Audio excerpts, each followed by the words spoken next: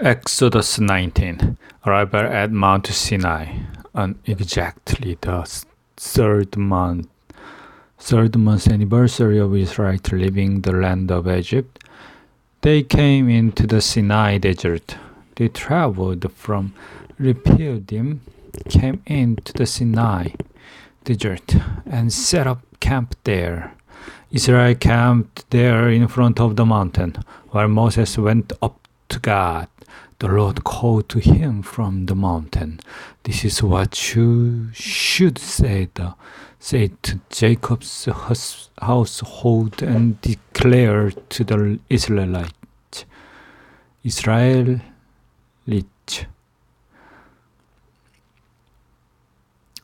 You saw what I did to the Egyptians, and how I lifted you up on eagle's wings and brought you to me. So now, if you faithfully obey me and stay true to my covenant, you'll be my most precious possession out of all the peoples. Since the whole earth belongs to me, you will be a kingdom of priests for me and a holy nation. These are the words you should say to the Israelites.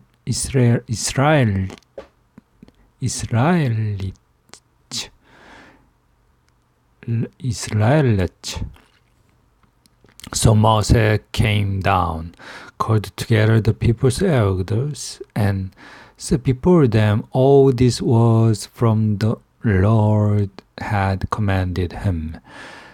The people all responded with one voice. Everything that the Lord has said we will do. Moses reported to the Lord what the people said.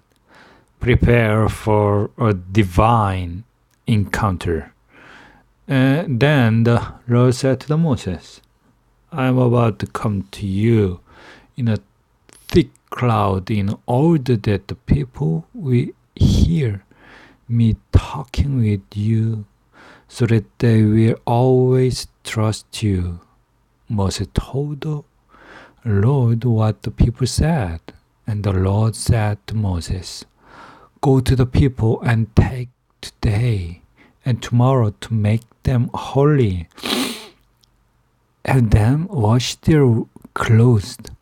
Be ready for the third day, because on the third day the Lord will come down on Mount Sinai for all people to see.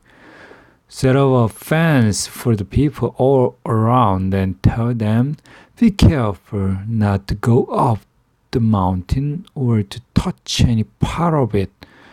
Anyone who even touches the mountains must be put to death. No one should touch anyone who has touched it, or they must be either stoned to death or shot with arrows. Whether an animal or a human being, they must not be allowed to live. Only when the ram's horn sounds may they go up on the mountain. So Moses went down the mountain to the people. They made sure the people were holy and that they washed their clothes. He told the men, prepare yourself for the 3 days. Don't go near a woman. When morning dawned on the third day, there was thunder, lightning, and a thick cloud on the mountain, and a very loud blast of a horn. All the people in the camp shook with fear. Moses brought the people out of the camp to meet God, and they took their place at the foot of the mountain. Mount Sinai was all in smoke because the Lord had come down on it with lightning. The smoke went up like a smoke of the hot furnace. while the whole mountain shook violently. The blast of the horn grew louder and louder. Moses would speak, and God would answer him with thunder. The Lord came down on Mount Sinai to the top of the mountain. The Lord called Moses to come up to the top of the mountain, and Moses went up. The Lord said to Moses, "Go down and warn the people not to break through to try to see the Lord, or many of them will fall dead. Even the priests who come near to the Lord must keep themselves so holy, or the Lord will break rules against them." Moses said to the Lord,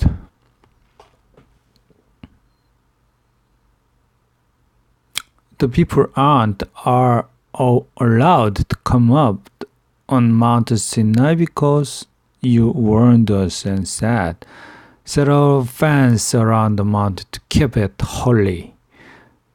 The Lord said to him, "Go down and bring Aaron back up with you. But the priest and the people must not break through and come up to the Lord. Otherwise, the Lord will break rules against them." So Moses went down to the people and told them. Exodus 20, the 10 Commandments. The God spoke all these words. "I am the Lord your God who brought you out of Egypt, out of the house of slavery. You must have no other gods before me. Do not make an idol for yourself. No form whatsoever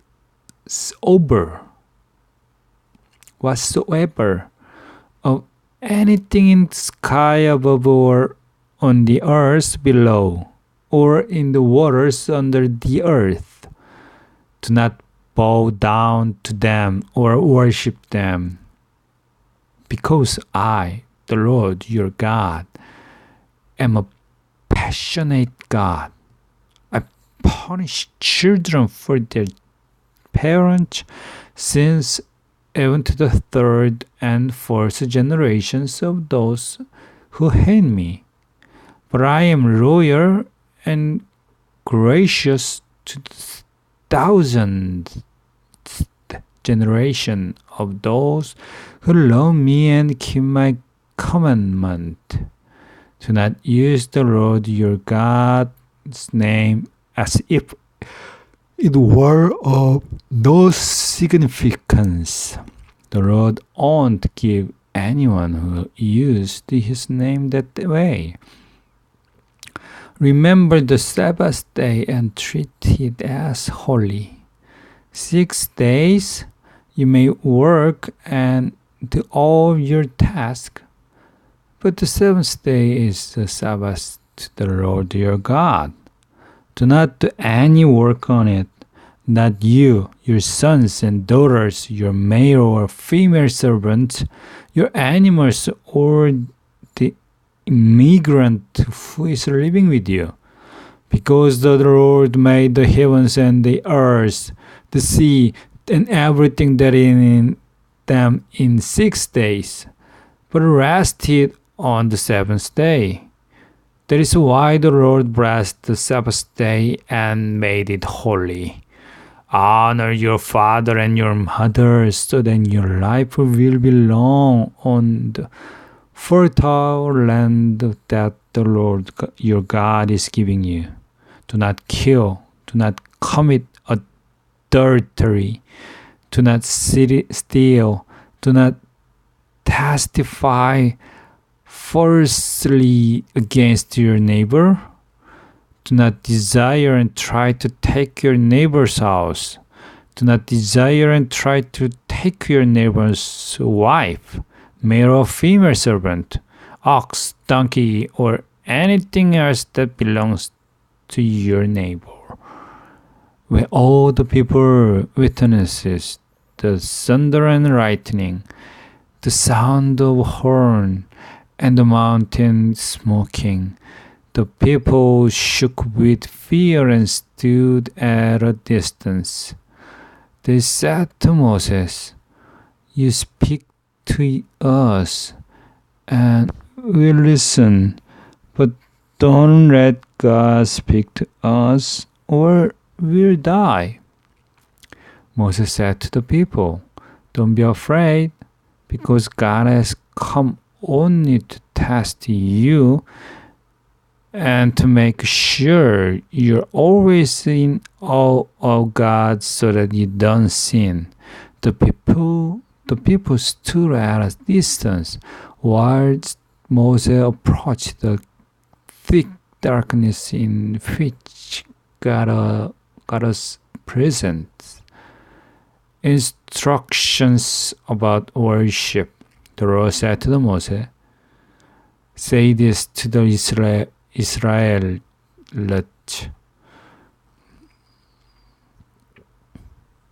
You saw for yourself how I spoke with you from heaven. Don't make alongside me God of silver or gold for yourselves. Make for man an altar from fertile oil on which to sacrifice your entirely burnt offerings, your well-being sacrifices, your sheep and your oxen. I will come to you and bless you in every place where I make sure my name is remembered. But if you do make for me an altar from stones, don't build it with chiseled stone, since using your chisel on the stone will make it impervious. Don't climb onto my altar using steps. Then your genitals won't be exposed by doing so."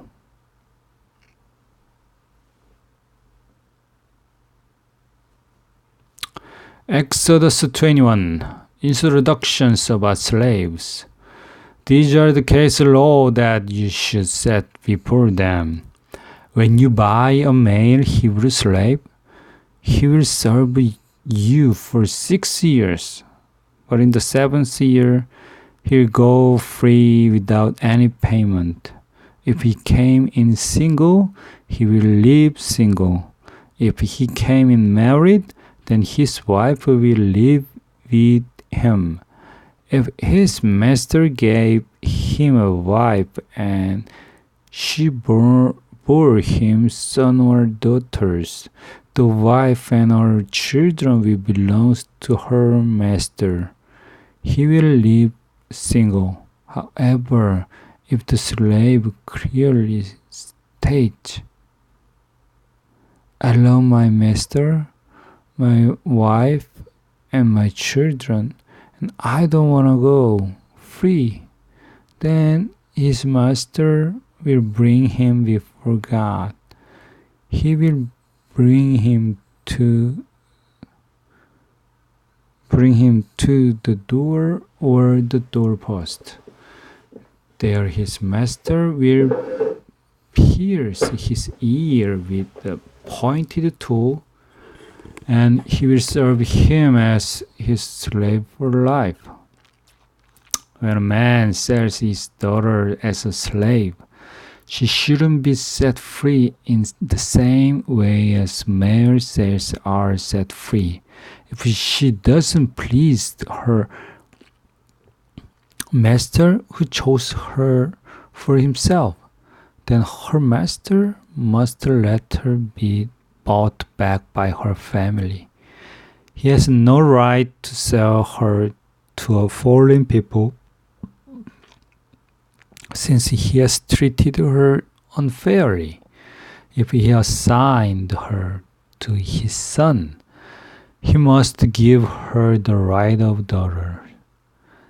If he takes another woman for himself, He may not reduce her food, clothing, or material rights. If he doesn't do these three things for her, she will go free. Any payment for no mercy, for no money. Instructions about human violence. Anyone who hits and kills someone should be put to death. If the killing wasn't on purpose, but an accident allowed by God, then I designate a place to which the killer can run away. But if someone plots and kills another person on purpose, you should remove the killer from my altar and put him to death. Anyone who violently hits his father or mother should be put to death.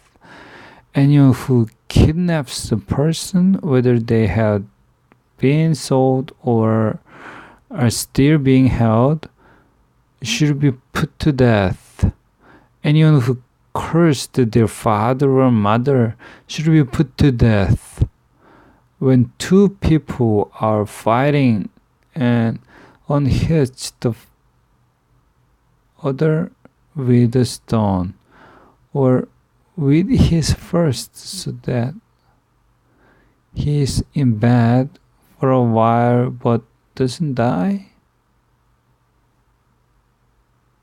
If he covers and is able to work around the side with a cane, then one who hit him shouldn't be punished except to pay for the loss of time for work and to pay for his full recovery.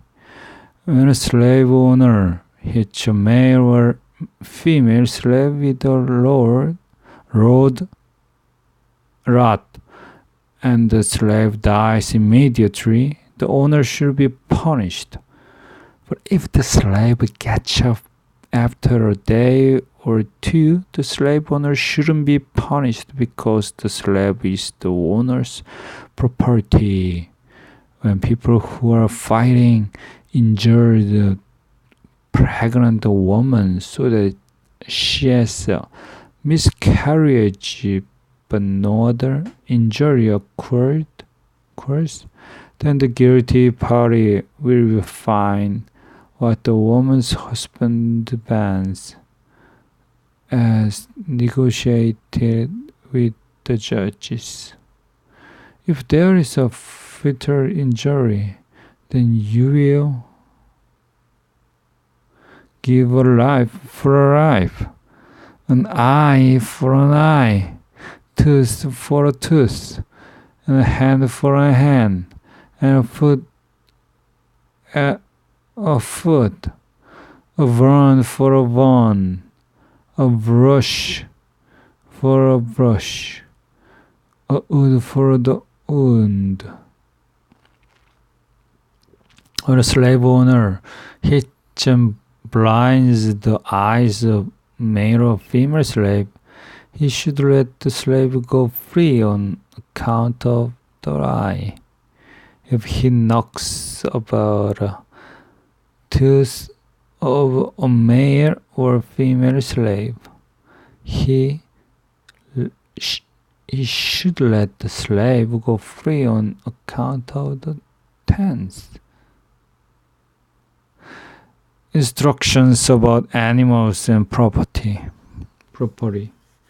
When an ox gores a man or a woman to death, the ox should be stoned to death, and the meat of the ox shouldn't be eaten, but the owner of the ox shouldn't be punished.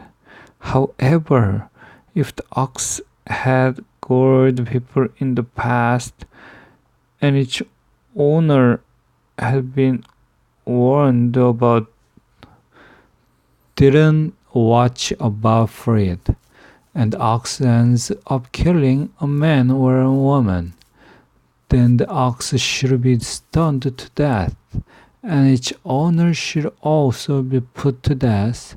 If the owner has to pay compensation, instead, he must pay the agreed amount to save his life.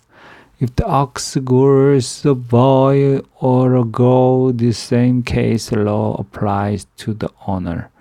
If the ox gores a male or female slave, the owner will pay 30 silver shekels to the slave's owner, and the ox will be stoned to death. When someone leaves a pit open or dig a pit and doesn't cover it, an ox or donkey fall into the pit, the owner of the pit must make good on the loss. He should pay money to the ox owner, but he keep the dead animal. When someone's ox hurt someone else's ox and it dies, then they should sell the live ox and divide its price. They should also divide the dead animal between them. But if the ox was known for goring in the past and its owner hadn't watched out for it, the owner must make good the loss, and an ox for an ox, but may keep the dead animal.